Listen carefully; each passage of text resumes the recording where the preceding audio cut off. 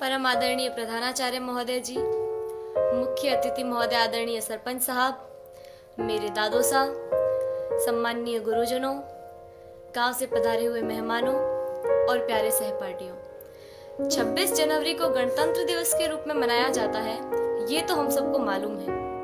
अब इस लोकतंत्र की राह पर चलते चलते हमारी शिक्षा व्यवस्था किस राह पर आकर खड़ी हो गई है, आज मैं उसके बारे में कुछ निवेदन करना चाहूंगी। हमारे देश में दो तरह की शिक्षा व्यवस्थाएं चल रही है, अमीरों के लिए अलग, गरीबों के लिए अलग। अमीरों के लिए प्राइवेट स्कूल, गरीबों के लिए सरकारी स्कूल। मैंने कई बार देखा है, घर पर जब मेहमान आते हैं और पूछने पर हम ये बताते हैं कि सरकारी विद्यालय में पढ़ रहे हैं, तो उनके चेहरे का रिएक्शन, भाव एक अलग तरीके का हो जाता है। तब मुझे बड़ा दुख होता है। उन सभी लोगों से मैं ये निवेदन करना चाहूंगी कि आप बहुत बड़ी गलतफहमी में हैं, क्योंकि शिक्षा का जो स्रोत है, शिक्षा जहां से आती है, वो आदरणीय शिक्षक है। शिक्षा ऊंची बिल्डिंगों से, बड़े बड़े गार्डन से, अच्छी बसों में सफर करने से या एसी रूमों से शिक्षा नहीं आती है।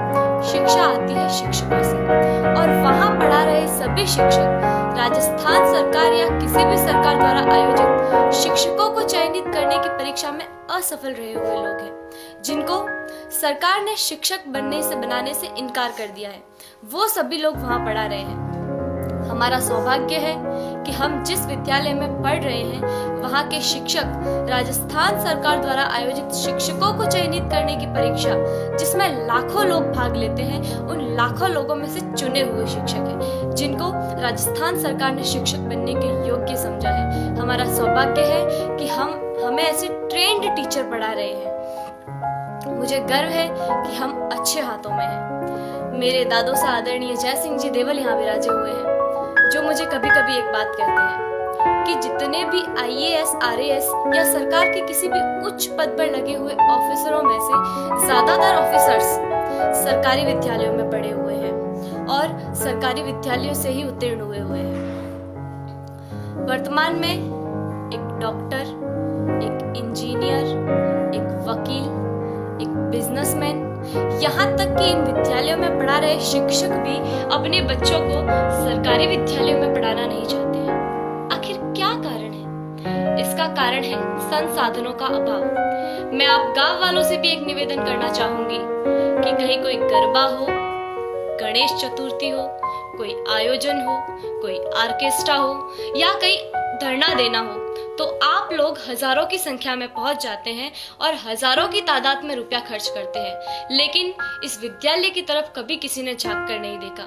इस विद्यालय की ओर देखने का किसी को भी समय नहीं है।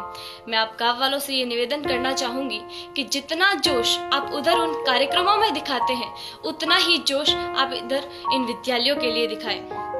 भविष्य में संजोगवश हम सरकारी विद्यालयों में पढ़ रहे छात्रों में से कोई प्रधानमंत्री या और कुछ बन गया, तो सबसे पहले तो हम ये कोशिश करेंगे कि भारत की तमाम सरकारी स्कूलों को एक उच्च स्तर पर ले आए, ताकि भविष्य में भारत में एक ऐसा समय आए कि सभी बच्चे सरकारी विद्यालय में पढ़ रहे होंगे। मुझे जो कहना था वो कह दिया। मैंने जो कहा वो गलत है या सही, मुझे नहीं पता। इसका निर्णय तो आप लोग ही कर सकते हैं। मेरे जो मन में था वो कह दिया। अब मुझे बहुत अच्छा महसूस हो रहा है। जय हिंद, जय भारत।